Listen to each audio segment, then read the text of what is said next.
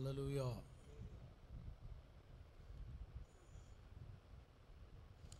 మంచిది.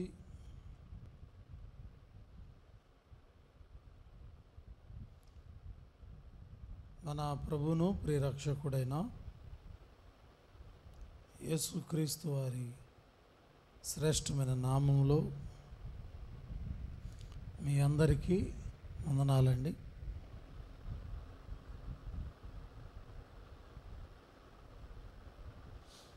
ఈ రాత్రి దేవుని పిల్లలుగా దేవుని సన్నిధిలో మనం కూడుకొని ఉన్నాం. మనందరం కూడా ప్రభు ఇచ్చినటువంటి ఈ శ్రేష్టమైన సమయంలో మరి ఎన్నో అద్భుతమైన విషయాలు నేర్చుకోవాల్సిన వారు విన్నాం. బిడ్డలారా, మరి మనకిచ్చినటువంటి ఈ ఆయుష్ చాలా గొప్పది. ఆయన మనలను ప్రేమించి మనకెంతో చక్కని ఆయుష్ని ఇచ్చాడు. బిడ్డలారా, మరి దేవుని యొక్క సన్నిధిలో మనం కొన్ని విషయాలు నేర్చుకోవాలి.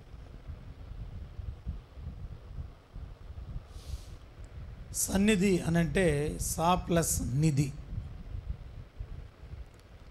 అనగా సమస్తమునకు నిధి.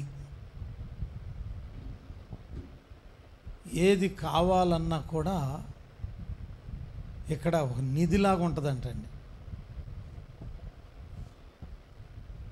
దేవుని సన్నిధి మనకు ఒక గొప్ప నిధి.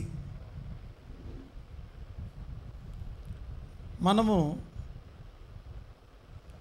దేవుని సన్నిధిలో మనందరము దేవుని బిడ్డలుగా కూర్చొని ఉన్నాం.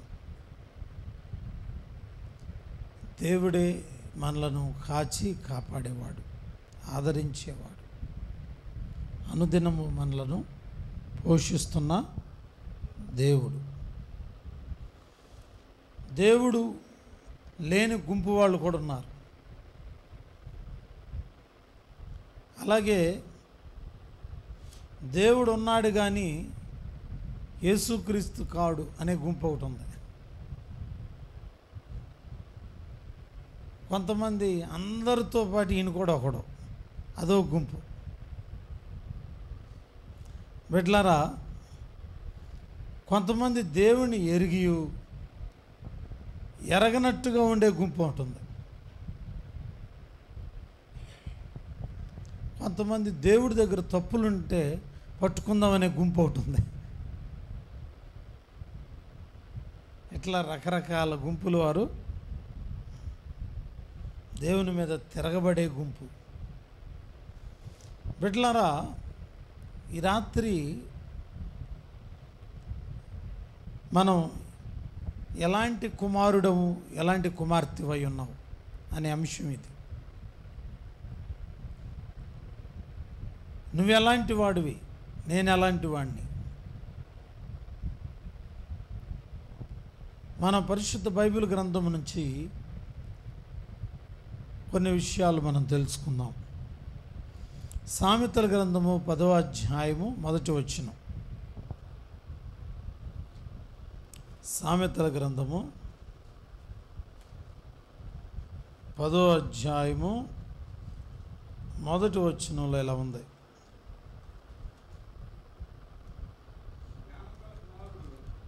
జ్ఞానము కలిగిన కుమారుడు తండ్రిని సంతోషపరచును, బుద్ధి లేని కుమారుడు తన తల్లికి దుఃఖము పుట్టించును. ఇక్కడ జ్ఞానము గల కుమారుడు, రెండోది బుద్ధి లేని కుమారుడు. ఈరోజు మన అంశం, నువ్వు ఏ కుమారుడివి, ఎలాంటి కుమారుడువు, ఎలాంటి కుమార్తెవు.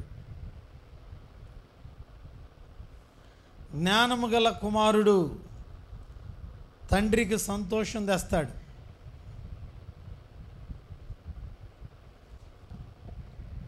మన దగ్గర జ్ఞానం కావాలి, లేకపోతే మన తండ్రిని మనం సంతోషపెట్టలేం.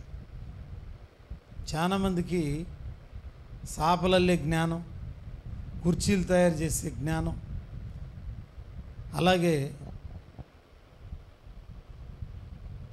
ఇనుముతో ఎన్నో పనిముట్లు చేసే జ్ఞానం, కంప్యూటర్ మీద ఎన్నో స్కిల్ఫుల్ వర్క్ చేసే జ్ఞానం, చాలామందికి ఎన్నో రకాల జ్ఞానాలు ఉన్నాయి. కానీ దేవుడు ఇష్టపడే జ్ఞానం మనకు కావాలి, దేవుడు కోరుకున్న జ్ఞానం. బిడ్డలారా, మన దగ్గరున్న జ్ఞానం తండ్రిని సంతోషపెట్టేదేనా?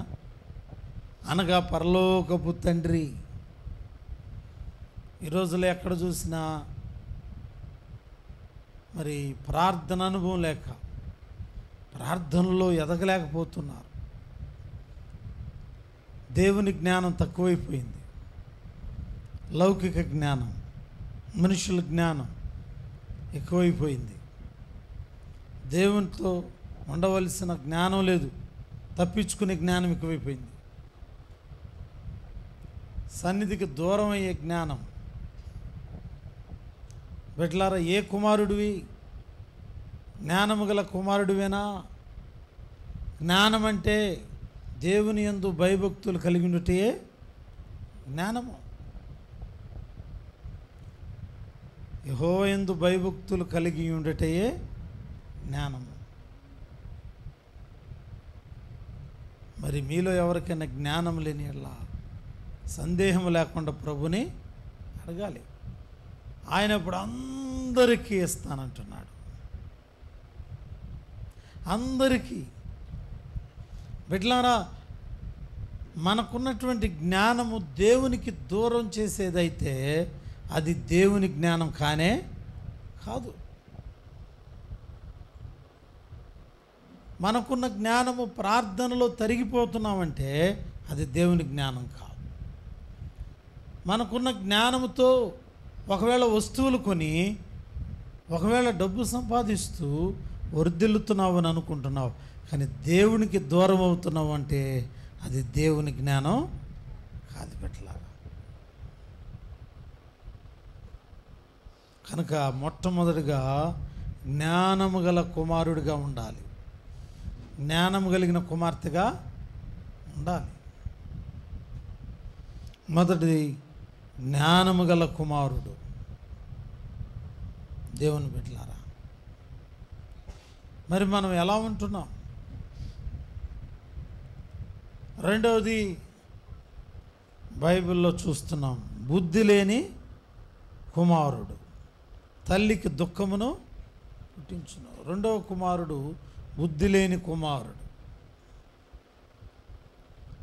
అనగా దేవునికి వ్యతిరేకమైన పనులు చేసేవారు. చూడండి, తప్పిపోయిన కుమారుడు ఆస్తునైతే తండ్రి దగ్గర నుంచి లాక్కున్నాడు, తండ్రి సంపాదించినవన్నీ తీసేసుకున్నాడు, తండ్రికి దూరంగా వెళ్ళిపోయి స్నేహితులను నమ్మి దూరంగా వెళ్ళిపోయాడు. అక్కడ దుర్వ్యాపారం చేశాడు. బుద్ధి లేనివాడు సమస్తం కోల్పోయిన తర్వాత పందుల దగ్గర పందుల కాపరిగా జాయిన్ అయ్యి పందులు తినే పొట్టు తింటున్నాడు ఆకలైనప్పుడు. అప్పుడు వచ్చిందంట వానికి బుద్ధి. అప్పుడు దాకా ఏం లేదు. దేవునికి స్తోత్రం. సరే, బుద్ధి లేని వాళ్ళందరూ చేసే పనులు ఏంటంటే తండ్రికి తల్లికి దూరం అయిపోవటం. వాళ్ళ ఆస్తులు అయితే బాగానే తీసుకుంటున్నారు. ఈ రోజుల్లో ఆస్తులకైతే వారసులు అవుతున్నారు, కానీ వారి యొక్క మంచి లక్షణాలకు వారసులు అవ్వలేకపోతున్నారు. ఎక్కడ చూసినా తల్లిదండ్రులను వృద్ధాశ్రయ మందిరాల్లో వదిలేస్తున్నారు. వాళ్ళ పేరున బోళ్ళంత ఆస్తి ఉంది, లాక్కుంటున్నారు. కానీ వారిని తీసుకెళ్ళి వృద్ధాశ్రయం, అమ్మాశ్రయం, నానాశ్రయం, అక్కడికి వెళ్ళి వాళ్ళు అనాథుల్లాగా బ్రతుకుతున్నారు. నీ ఆస్తి అంతా అయ్యా నాకున్న 5 ఎకరాలు 2 పిల్లలకి ఇచ్చేసాను, మరి నేను జాగ్రత్తగా చూసుకోవచ్చుగా, నాకు ముద్దయటానికి మా కోడలికి ఇష్టం లేదు, మా కొడుక్కి అంతకంటే ఇష్టం లేదు. ఘోరాతి ఘోరమైన పరిస్థితి. ఈ మధ్య ఒక ఫోన్ కాల్ వచ్చింది. ఒక ఆవిడ తన అత్తకు బాగోలేదని ప్రార్థన చేయమని కోరింది. ఆ అత్తగారి పరిస్థితి బాగుండలేదు, హాస్పిటల్లో జాయిన్ చేశారు. అయ్యా మా అత్తయ్య కోసం ప్రార్థన చేయండి, మమ్మల్ని రమ్మంటున్నారు, మా అత్తగారికి 4 కుమారులు ఉన్నారు, మా ఆయన కూడా కుమారుడే, నన్ను రమ్మని మా ఆయన రమ్మని పీడిస్తున్నారయ్యా అని ఫోన్ చేసింది. అవునమ్మా రమ్మంటారు, మరి తల్లికి బాగోనప్పుడు రమ్మంటున్నారు. ఇంకా 3 ఉన్నారు గయ్య గారు, ఆ 3 ఏం చేస్తున్నారు అర్థం కావట్లే అంటుంది. అసలు నువ్వు వెళ్ళావా ఇంతకనంటే వెళ్ళలేదయ్యా, వెళ్ళకుండా నువ్వు మాటలు చెప్తే రేపొద్దున నీకు కూడా ఇదే శిక్ష. నీకు కూడా కొడుకున్నాడన్నా, ఉన్నాడండి, అయితే నీకు ముంత తాస్తాడు దేవుడు, జాగ్రత్త. గబగబా టాయిలెట్ భర్త తీసుకుని వెళ్ళింది. చక్కగా అక్కడికి వెళ్ళి ప్రార్థన చేసింది. 4 కుమారులు డబ్బులు తీసుకుంటున్నారు, కానీ బాగోపోతే తల్లిదండ్రులకు మాత్రం చూపించడానికి రాట్లా. బుద్ధి లేని కుమారుడు. బిడ్డలారా, కుటుంబ విలువలను పాటించవలసిన వారమైన తర్వాత చూస్తే సామెతల గ్రంథం 10వ అధ్యాయం 5వ వచనం, 10వ అధ్యాయము 5వ వచనంలో కూడా ఇలాగే ఉంది. 10వ అధ్యాయం 5వ వచనం, వేసవి కాలమున కూర్చువాడు బుద్ధిగల కుమారుడు, కోతకాలమందు నిద్రించువాడు అబో సిగ్గుపరుచు కుమారుడు. ప్రియులారా, బుద్ధి లేని కుమారుడు ఏం చేస్తాడంటే,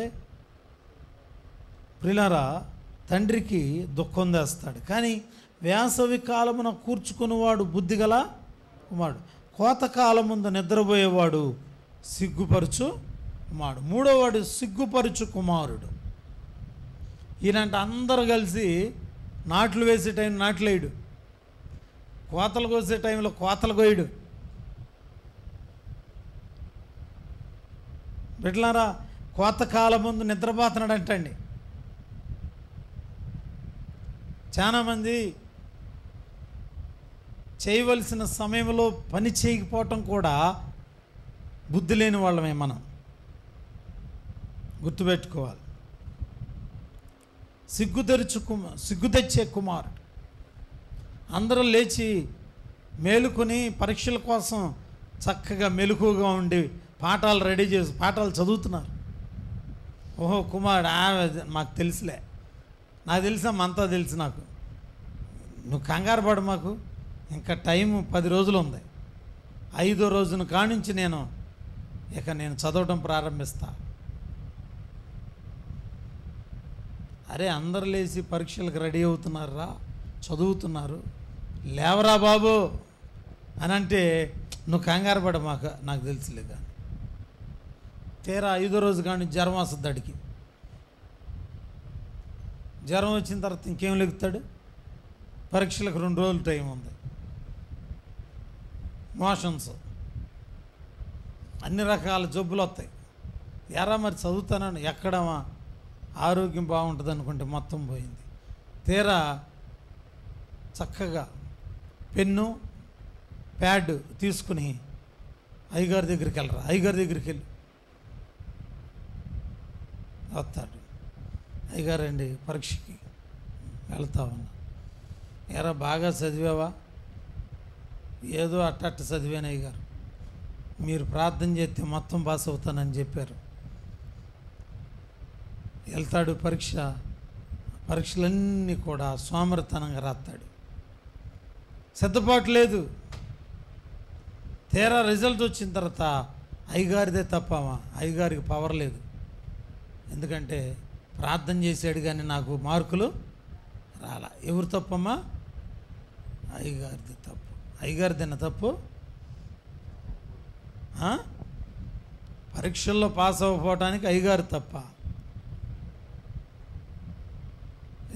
పెన్ను సరిగ్గా పెన్ను నేను అసలు ఇప్పుడు ఒకే షాపులో కొంటాం, ఇంకో షాపులో కొన్నా, తేడా వచ్చింది.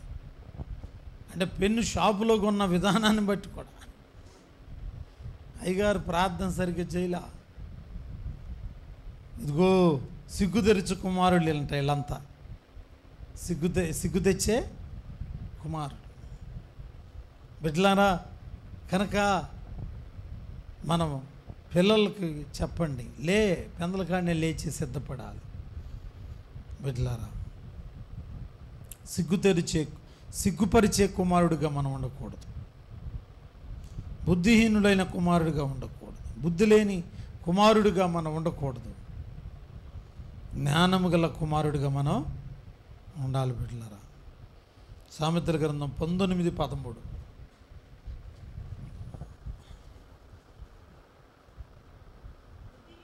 సామెతల గ్రంథం 19:13. బుద్ధిహీనుడగు కుమారుడు అది తన తండ్రికి చేటు తెచ్చును. చాలు, దేవునికి స్తోత్రం. బుద్ధిహీనుడగు కుమారుడు తన తండ్రికి చేటు అంటే చెడ్డ పేరు తెస్తాడు. ఏ కుమారుడు?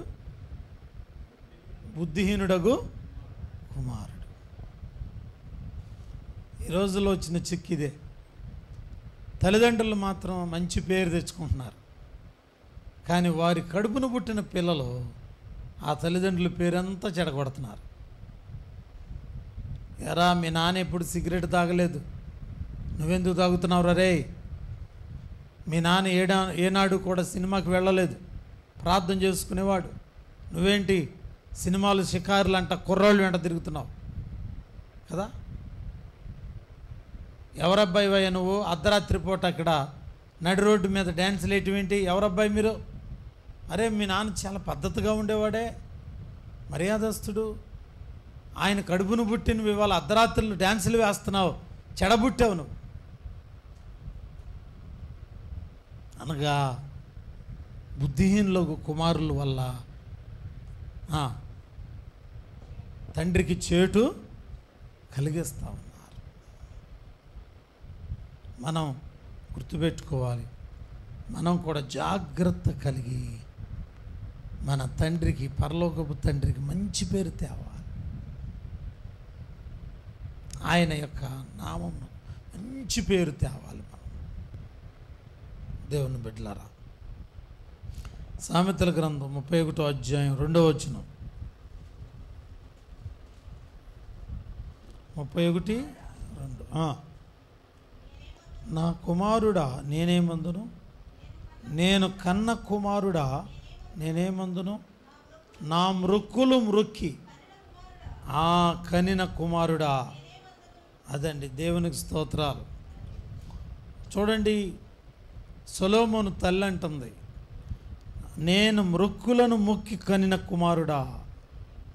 నేనేమంటానయ్యా? నా కుమారుడా, నేను కన్న కుమారుడా. అయ్యా జాగ్రత్త, నీ బలమును స్త్రీలకి మాకు, రాజులను నశింపచేయి స్త్రీలతో సహవాసము చేయి మాకు. ద్రాక్షారసము త్రాగుట రాజులకు తగదు, లెముయేలు అది రాజులకు తగదు. అబ్బా, ఎంత హెచ్చరికండి. ఇక్కడ చూస్తున్నాం, అనేక మృక్కులు మ్రొక్కి కన్న కుమారుడా. దేవుని దగ్గర మృక్కుబడి చేసిందంట, అయ్యా మా అబ్బాయిని ఇలా పెంచుతా, మా అబ్బాయిని అలా ఇస్తా, మా అబ్బాయిని నీకు ఇట్లా చేస్తానయ్యా. అనేక మృక్కుబడులు.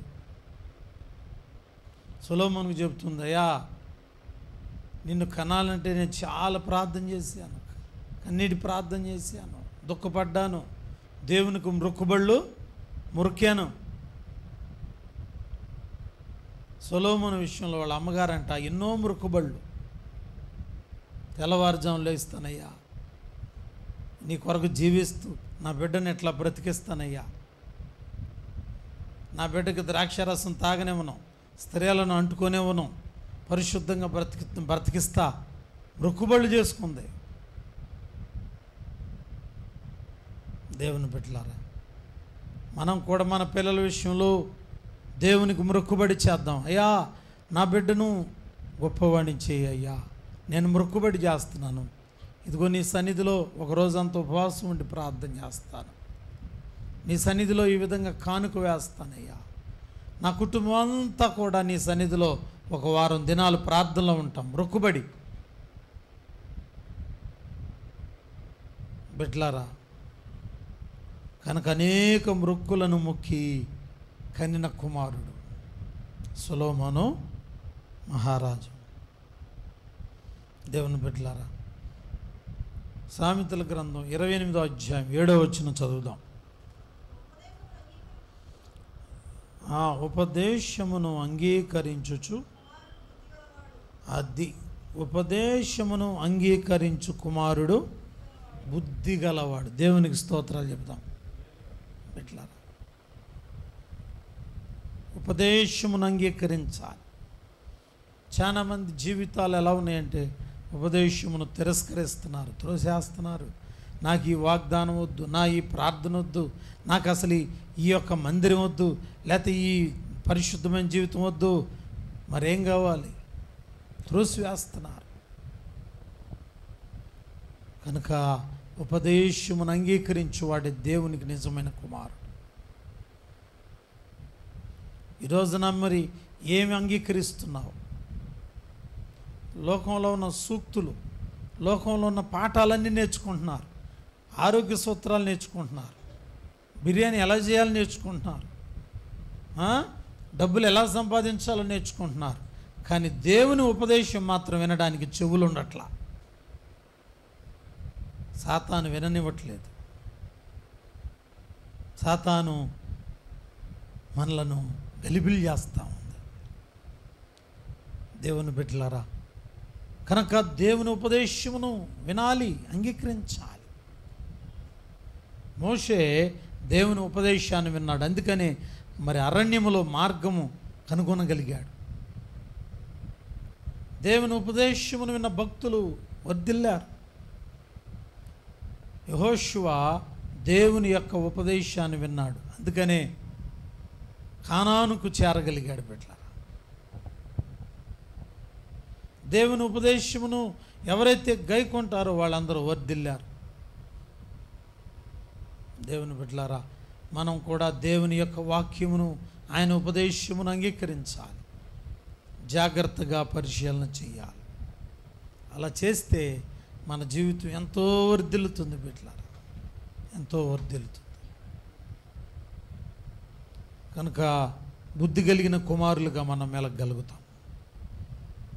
చూడండి, యేసుక్రీస్తు గురించి రాయబడింది కదా, ఏలయనగా మనకు కుమారుడు అనుగ్రహించబడిన కదా, ఆయన భుజము మీద రాజ్యభారము. ఆయన ఎవరైనా సమాధానకర్త, నిత్యుడగు తండ్రి, సమాధానకర్త యొక్క అధిపతి అని ఆయనకి పేరు కదా. ఆశ్చర్యకరుడు, ఆలోచనకర్త, బలవంతుడైన దేవుడు, నిత్యుడగు తండ్రి, సమాధానకర్త యొక్క అధిపతి అని ఆయనకు పేరు.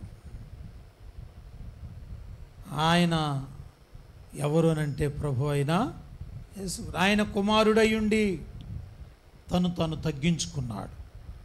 ఆయన కుమారుడయ్యుండి కన్నీరు విడిచి ప్రార్థన చేశాడు. ఆయన కుమారుడయ్యుండి దేవుని స్వరాన్ని విన్నాడు. ఆయన కుమారుడయ్యుండి దేవుని బిడ్డలారా ప్రతిరోజు ఆయన మోకాళ్ళుని ప్రార్థన చేశాడు. మనం కూడా మరి ఆయన కుమారులము కుమార్తెలము గనక మనం కూడా దేవునికి నమ్మకంగా పనిచేద్దాం, నమ్మకమైన పరిచారకులుగా ఉందాం. బిడ్డల బుద్ధి కలిగినటువంటి వారుగా, ఘనత తెచ్చేవారిగా, ప్రభుకి మహిమ తెచ్చే పిల్లలుగా ఉందాం. అంతేగాని బుద్ధి లేని వారిగా, అవమానం తెచ్చేవారిగా, చెడ్డ పేరు తెచ్చేవారిగా ఉండకూడదు. మనం దేవునికి ఇష్టలుగా బ్రతుకుదాం, ఆయనకి ఇష్టమైన కుమారులుగా జీవిద్దాం. చాలామంది జీవితంలో దేవుని ఇష్టం లేదు, ఎవరు ఇష్టం వచ్చినట్లు వాళ్ళు ఉంటున్నారు. అలా మనం చేయటం వల్ల నష్టపోతాం. కనుక దేవుని ఇష్టాన్ని జరిగిద్దాం, తద్వారా భూమి మీద గొప్ప దీవెనలను పొందగలుగుతాం. దేవుని బిడ్డలారా, హల్లెలూయా. దేవుడు తన మాటలు దీవించునుగాక. ఆమేన్. ప్రార్థన చేసుకుందాం. శనివారం కనుక అందరూ కొద్దిసేపు ప్రార్థన చేద్దాం. ప్రార్థన చేయండి, అందరూ మోకరించండి, ప్రార్థన చేసుకుందాం. ఈ లైవ్ కార్యక్రమం ద్వారా వింటున్న బిడ్డలు మీరు కూడా ప్రార్థనలో ఉండండి. మీరు కూడా దేవునికి ఇష్టమైన పిల్లలుగా, దేవునికి నమ్మకమైన బిడ్డలుగా జీవించండి. మన కుటుంబంలో, మన యొక్క కుటుంబ జీవిత యాత్రలో దేవునికి నమ్మకంగా ఉందాం, ఆయనకు లోబడదాం. తద్వారా దేవుడు మన కుటుంబాలు లేవనెత్తబోతా ఉన్నాడు. కనుక ఈ వీడియోను వీక్షిస్తున్నవారా మీరు కూడా ప్రార్థనలో ఉండండి. అయ్యా, నేను దేవునికి అయిష్టంగా బ్రతికాను, దేవుణ్ణి దుఃఖపెడుతూ బ్రతికాను. ఈ రాత్రి, ఈరోజు నేను దేవునికి లోబడతాను. ఎన్నో విషయాల్లో తప్పిపోయాను, సరి చేసుకుంటానయ్యా నాయనా, సరి చేసుకుంటాను, లోబడతానయ్యా అని ఎంతమంది మీలో ఇలా ఒక నిర్ణయం తీసుకుంటారో ఇప్పుడే మోకరించి చేతులెత్తి దేవునితో మాట చెప్పండి. ప్రభు నీ దగ్గరకు వస్తారు, నీ అవసరతను తీరుస్తారు, నీకున్న రోగాన్ని ముడతారు, నీ కుటుంబంలో ఆర్థికం అంతా ఆయన ప్రియులారా మెరుగుపరిచి నిన్ను దీవించబోతున్నారు. ప్రార్థన చేసుకుందాం, అందరం కూడా ప్రార్థన చేద్దాం. ఒకరి తర్వాత ఒకరు ప్రార్థన చేద్దాం. పరిచర్య కొరకు, రేపు జరుగుతున్న ఆరాధన కొరకు అందరూ ఒకరి తర్వాత ఒకరు మనందరం ప్రార్థన చేద్దాం. దేవుడు మన తోడుగా ఉన్నారు, నమ్మదగిన దేవుడు. కనుక మనం అందరం కూడా ప్రార్థన చేద్దాం. చక్కగా తగ్గించుకుని ప్రార్థన చేద్దాం. ఒకరి తర్వాత ఒకరు ప్రార్థనలో ముందుకు కొనసాగుదాం. మన మధ్యన మౌనిక ప్రార్థన చేస్తాం.